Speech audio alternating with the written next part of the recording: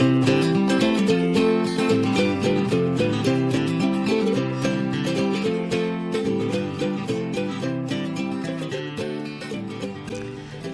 ka denoncuar të birin në polici, dyshoi se ishte pedofil.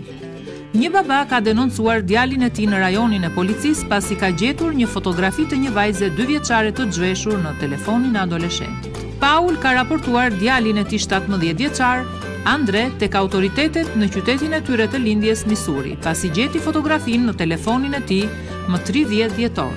Vajza e vogël flinte kur ajo u fotografua, ndërsa policia i konfiskoi djalit telefonin dhe ndëshkoi për sjellje të pahishme.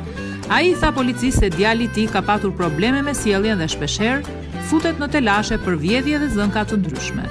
Djali, nga ana e tij, ka thënë policisë se fotografitë i mori me qëllim të shitjes së tyre në një shok të klasës në shkollën e mesme, për të cilin dyshonte se ishte pedofil.